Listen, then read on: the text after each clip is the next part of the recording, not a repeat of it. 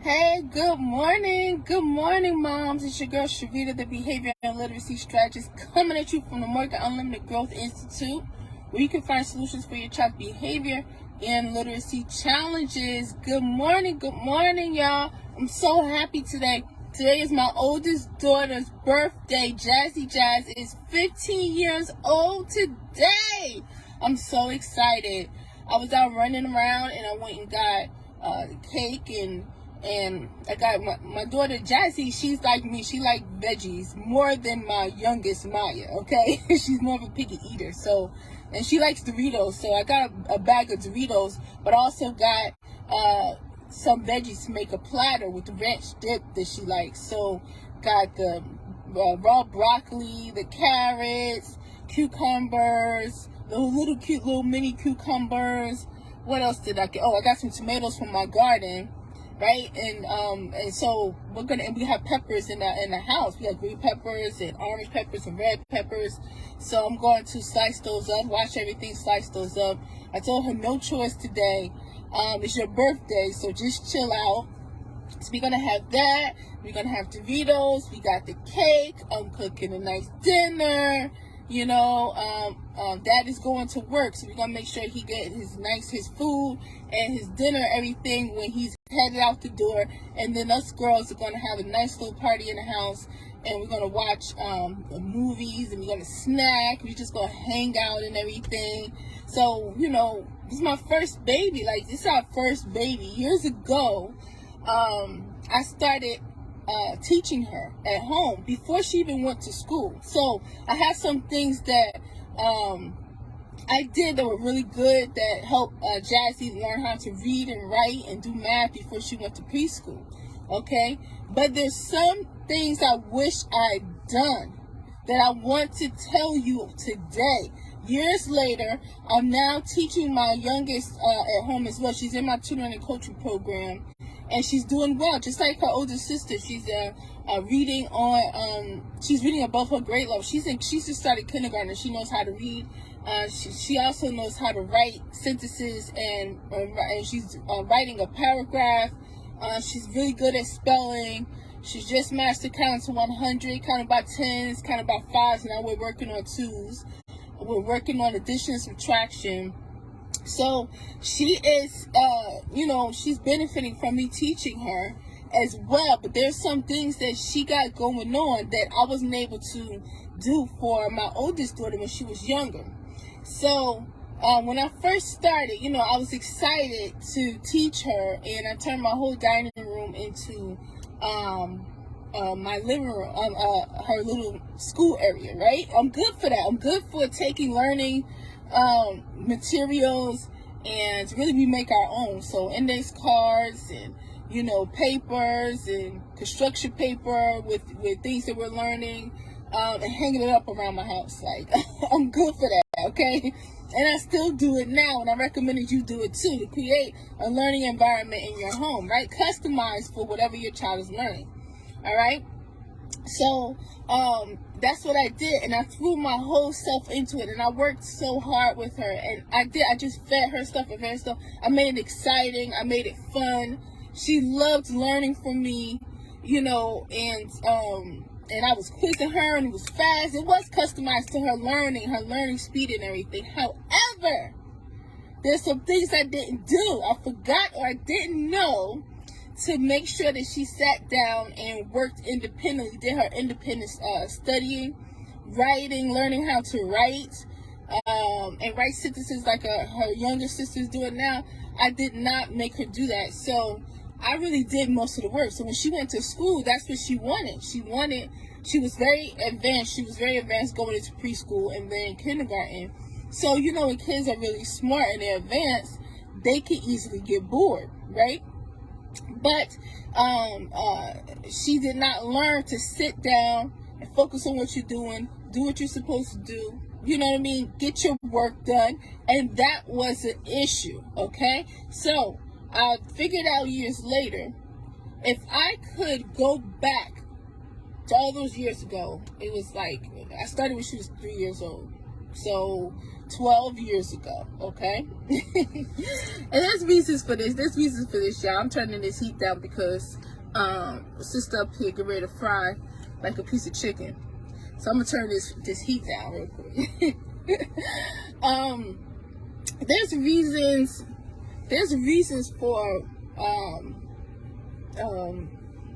why I was so, and with everything from my oldest daughter and my husband too, why I was so jump into it, make sure she have everything, do everything for her, overcompensating mom. She was born early.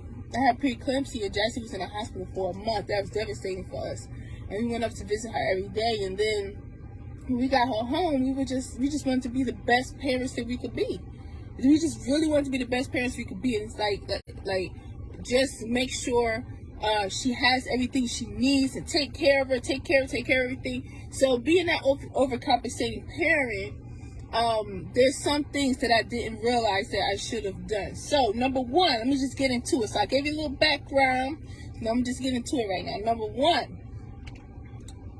Number one is I should have asked myself first, this is what I advise you to do. Because, Jazzy, my oldest daughter, when I first started teaching her, she didn't need to, because she was very young. She was 3 years old. So none of the stuff I was teaching her, she needed to know at that age, tell you the truth. But if you have a child that's older and struggling a little bit, they're behind, right? Your child's functioning below grade level. The first question you need to ask yourself is, what does my child need to learn? Go into teaching your child at home, thinking about what they need to learn. Don't start with what are they supposed to be learning and keeping up with what's going on in the classroom. Don't start there. Because that's where your child's struggle area is.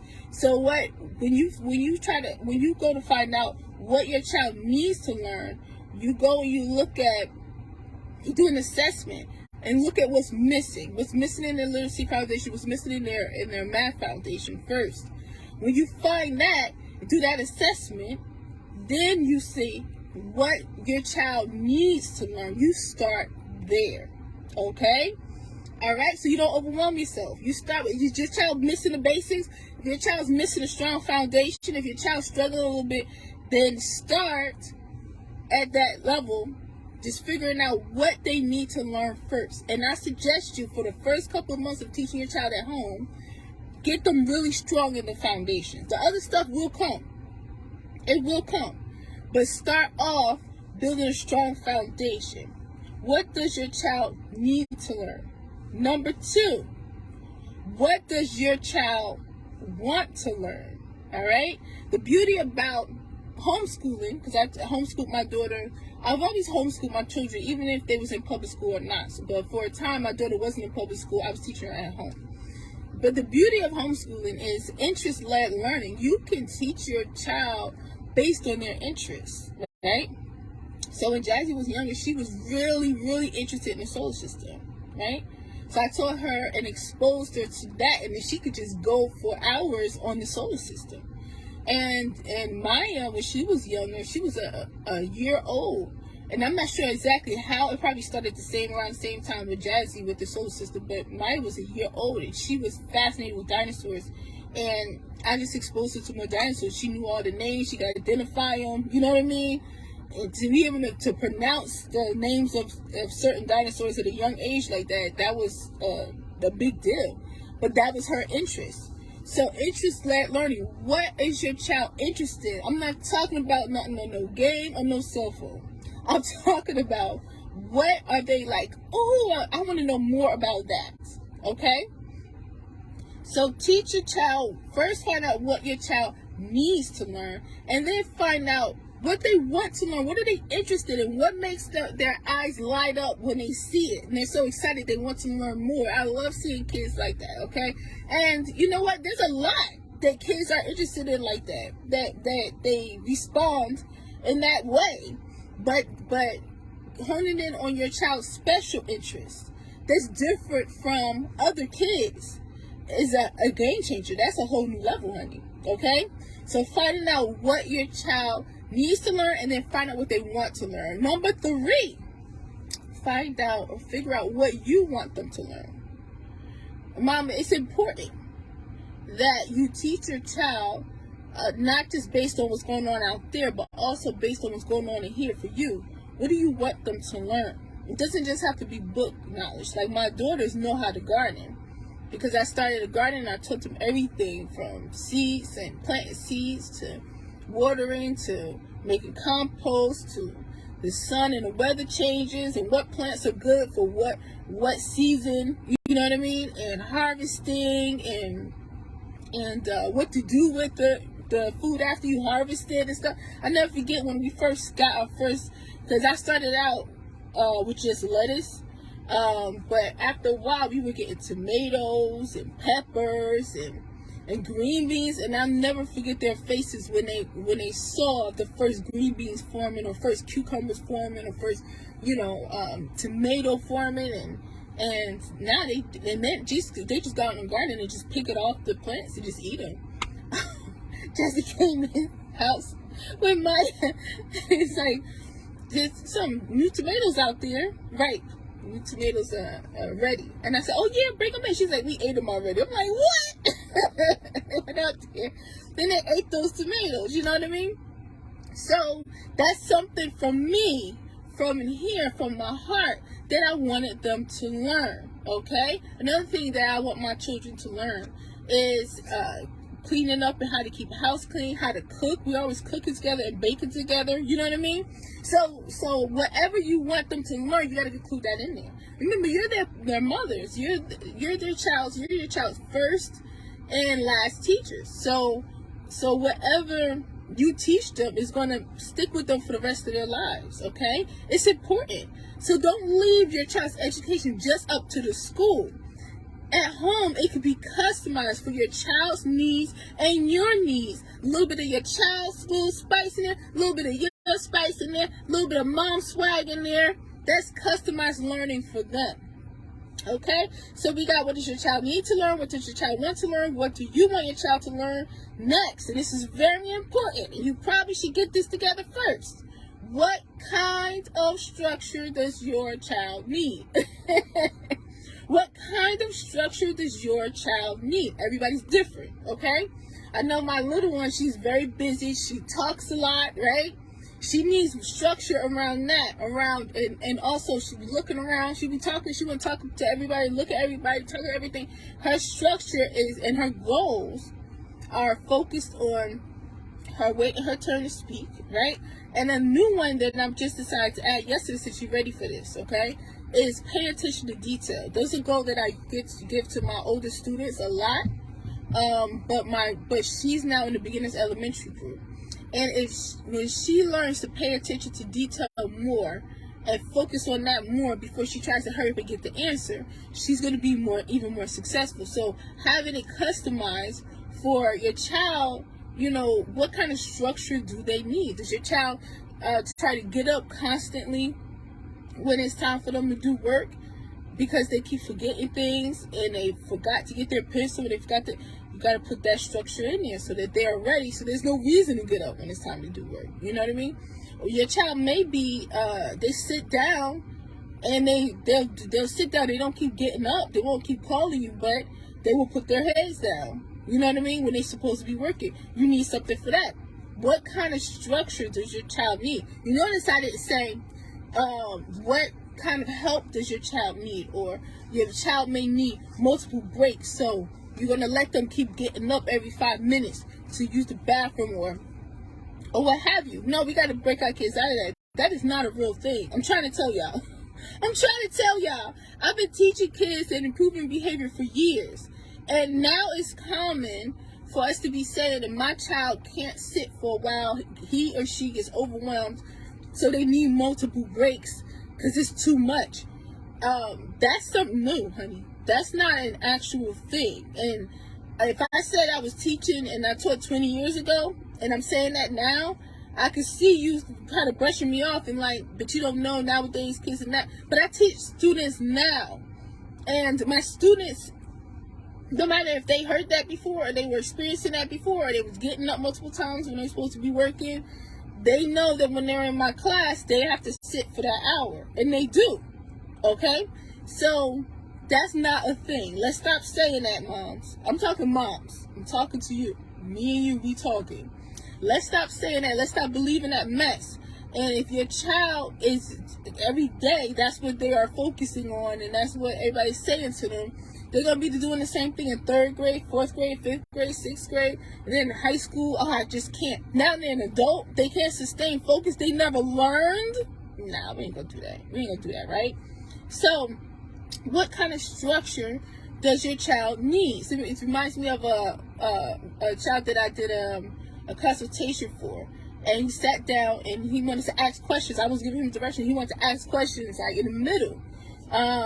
So he's used to interrupting adults and just asking the questions, and they have to answer his questions. Then they try to explain it. They got another question.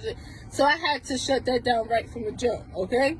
And then when it was time for him to ask this question, for me to answer it, I allowed him to ask me a question. And he said, can I get a break after 5 minutes? And I said, no. And it was dead silence. And he was just confused. He was looking around. He said, oh, okay. Okay. No, there are no breaks after 5 minutes. What is that? That's something that you're thinking about when you first sit down. We got to get our kids. We can't allow our kids to think like that. And you know, he sat for the whole time. And it was the consultation was an hour. About an hour. It could have been a little more, it could have been a little less. That's how long it takes, you know, when I'm doing my assessments. Yeah, he sat there. He didn't get up. But in school, and he's learned that he can get a break after 5 minutes. If our kids don't always thinking about taking a break when they first start their work, it ain't gonna work. You know what I mean? They're not going to grow. They're not going to learn, right? So let me get back on it because I just had to stress that point. All right. You're asking yourself what kind of structure your child needs and customize the structure for the greatest success during learning. Okay? Next question. I didn't ask that what kind of structure did my child need part either. I wish I had asked myself this question. And I wish I had a plan for this. What, moms, do you need? What do you need? If you're about to teach your child at home, remember you're a mom. You already wear many hats. Put on a teacher's hat ain't no joke, okay? What do you need so that you can show up every day, you won't burn out, and you can keep your child on track and teach them to keep themselves on track so that it's easier and they keep growing and growing and growing? What do you need for yourself? Now, moms, when I talk to moms about this at first, they be running. Y'all be running away from this question. Okay? If I talk to you on the phone, if I talk to you during consultation, y'all be running away from these questions about self-care and what do you do for yourself. Y'all be running. Afterwards, get on our program. I be checking up on you. What are you doing for yourself lately? How have you been? Are you taking care of yourself? They still be running. At first, it's very hard for moms. After a while, they start to get it. But this is something we think about our kids first, and it almost feels like it's a bad thing to make ourselves a priority, right? Like there's guilt there, or I don't even know how to do that anymore. You have to. I'm telling you, you have to. Just like you make eating a priority or bathing a priority, you know what I mean? You need to make what you need for this process, design and customize it specifically for you so that you can feel good during this process and survive it. What do you need for yourself?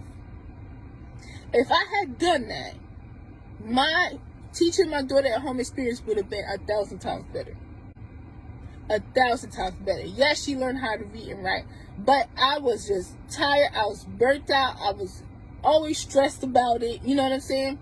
And then when in school, when she was sitting down and they didn't know, you know, and wasn't doing her work like she's supposed to and all this other stuff, I was upset and feel like I failed and all this other stuff, right? You have to make sure you take care of yourself too. What do you need? Highly important. All right? Put a star next to that one. I hope y'all doing good today. I'm having a great day. Like I said, my daughter's birthday is today. We're already out here We got everything ready for today. It's wonderful. I went to get a balloon, and I almost said, do y'all have any balloons that say happy birthday big head on it? I chuckled about that, but they took so long to come to give me my balloon that I forgot about my joke. So I didn't say that. All right. Next, what do you need? We asked about that. Then after that, then you teach your child on grade level. So for the first couple of months, I suggest that you focus mostly on what your child needs to learn, what your child wants to learn, what you want them to learn, what kind of structure your child needs, and what you need. And then, but by that time, your child's going to start to build a foundation. And they're going to start to learn things that they should have learned years ago. Hello, Julene. Welcome, welcome. How you doing today? Thank you so much for joining. We're talking about the tips. I got some tips today, Julene, on what I wish I had done when I started teaching my daughter at home. And if you start to teach your child at home, and let me know where you come. I forgot. I wanted to ask everybody, when you come on, let me know what state you're from. I'm from New Jersey. Okay, I'm from New Jersey. That's my stomping ground. I was born in Newark, New Jersey. That's my real stomping ground. Okay, so I'm from New Jersey, and I worked in New Jersey as well as a mental health specialist and a special education teacher.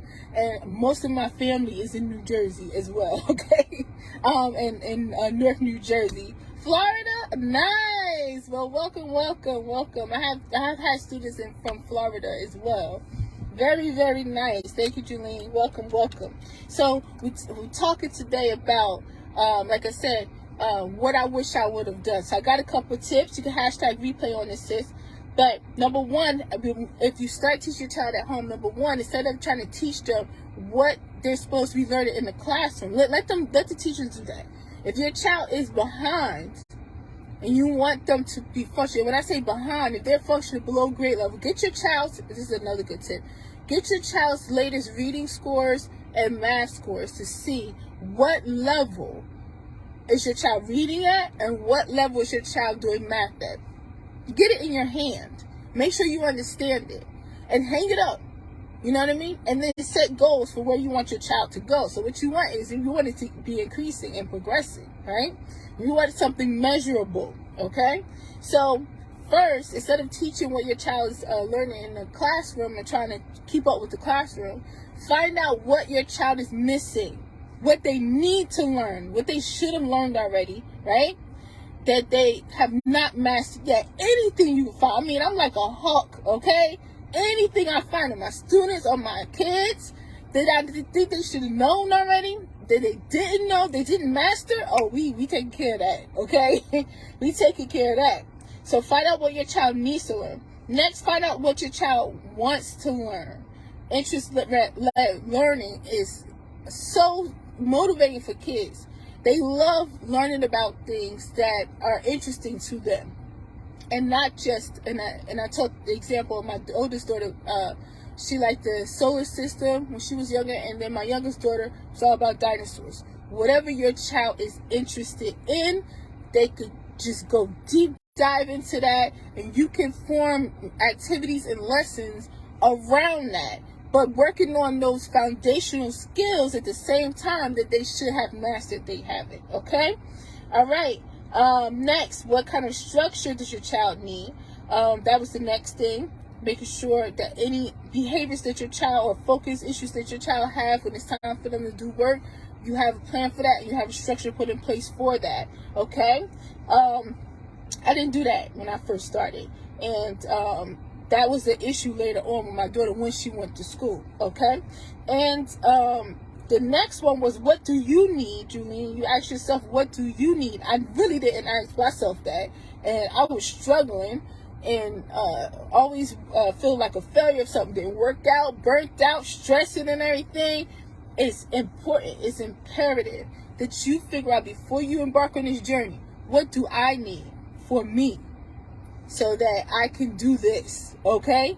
But for me, so you can be happy and keep a smile on your face while you're doing it. All right. Next, after all of that, after you do that for the first couple of months, your child is already starting to build a good foundation. They're already growing. They're already having a different attitude they should have if everything, you have the right plan in place, everything about learning, okay? The next thing is now you teach your child stuff that they should be learning on their grade level. To make it easy, I'm going to give you a website that I use for years, and I still use it from time to time in my tutoring coaching program. It's called Time for Learning. Timeforlearning.com. It's TIME, the number 4, learning.com. I'm going to post the link. Go in there and explore. They have lessons from preschool all the way up to high school.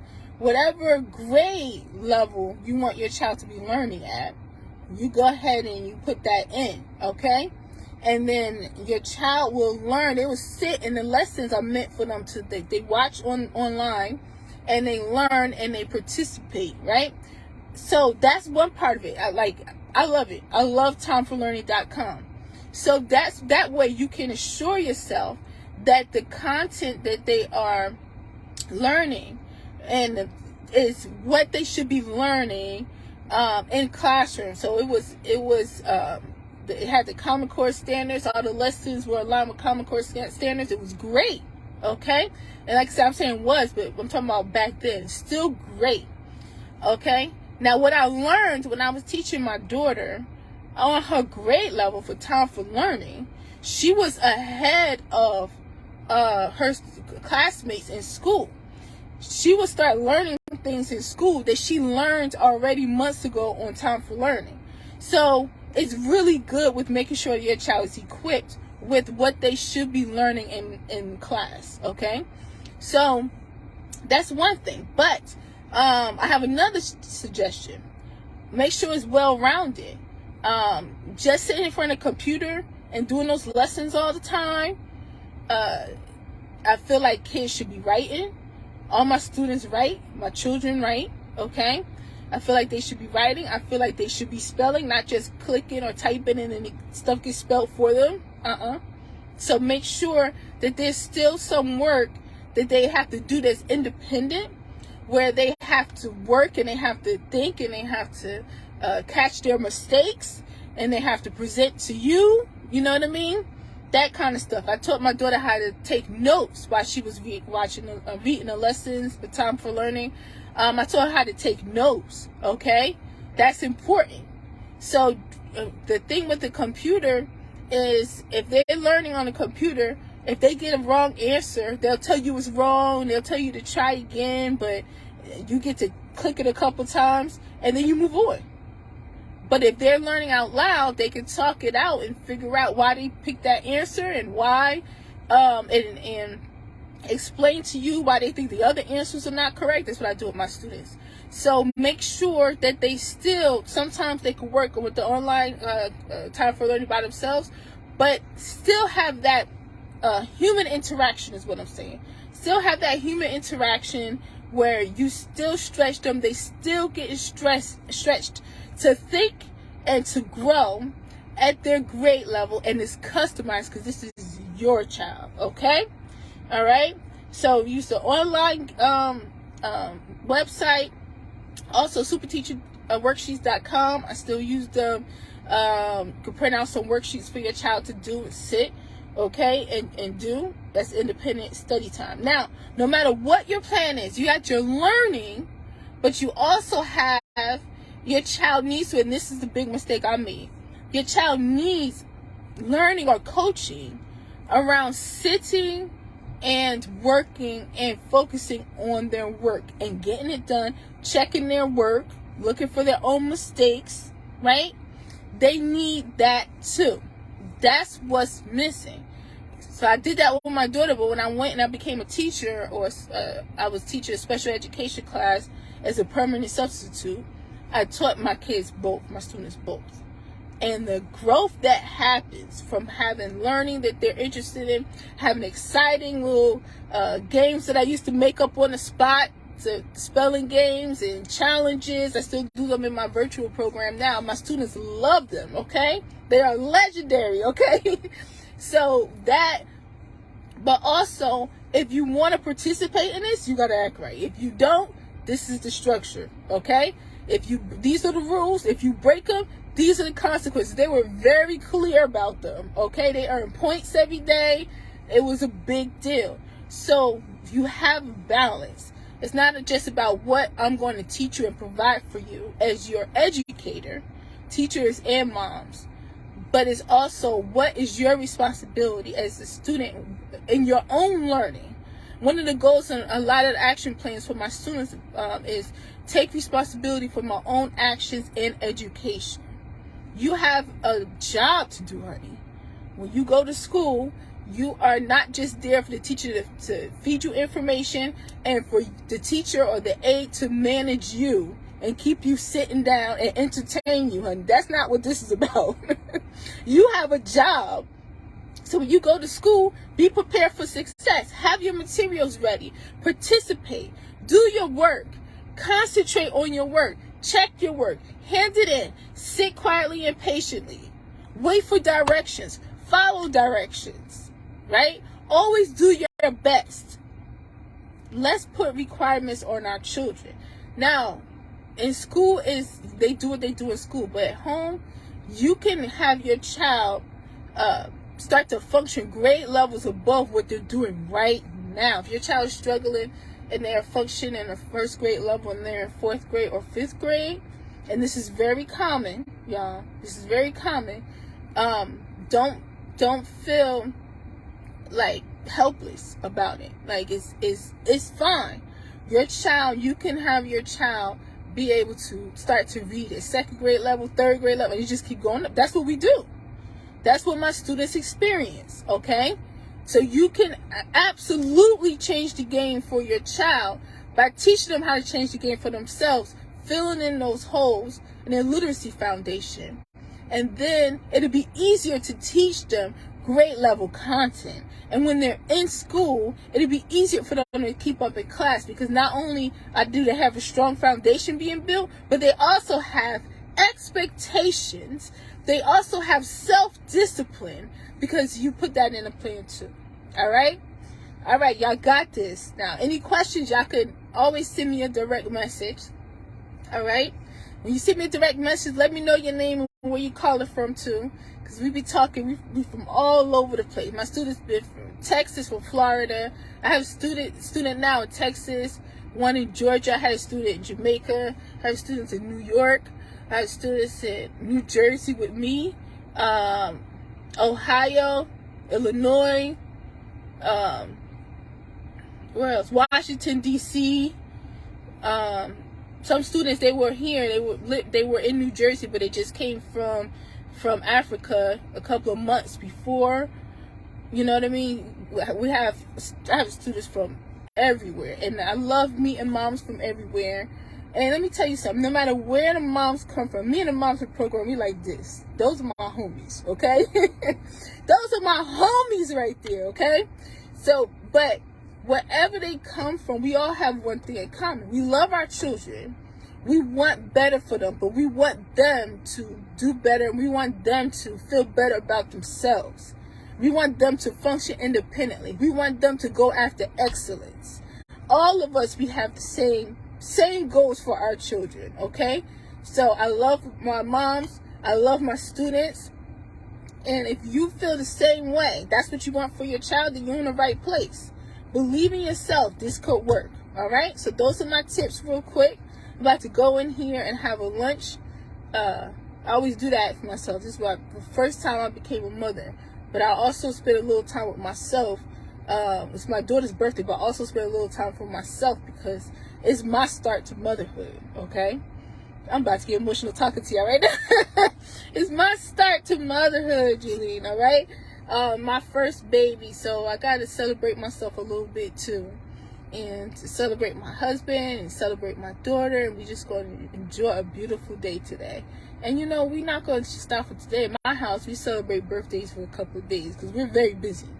All of us we have very busy schedules, so you know, we be turning up all week. All right. Maya talking about she had she got some birthday songs. She know how to read. She know how to spell and type stuff. So she got some birthday songs she was looking at yesterday. She gonna play those birthday songs while we did, because we gonna party. I said, okay, girl. All right, I love y'all. Have a beautiful, beautiful day. All right. For more information, and don't forget my mom coaching program. In 2 days, I'll be accepting new clients. For my mom coaching, I'll be teaching you how to improve your child's behavior, literacy, math, focus from home, how to collaborate with the schools, how to still take care of yourself in the meantime, how to get your child functioning, reading and functioning at or above their grade level, okay? So I'll be starting accepting clients on Friday. I'm going to send the information out for that. To book a free consultation for the mom coaching program. Brand new, fresh, okay? Very excited about it.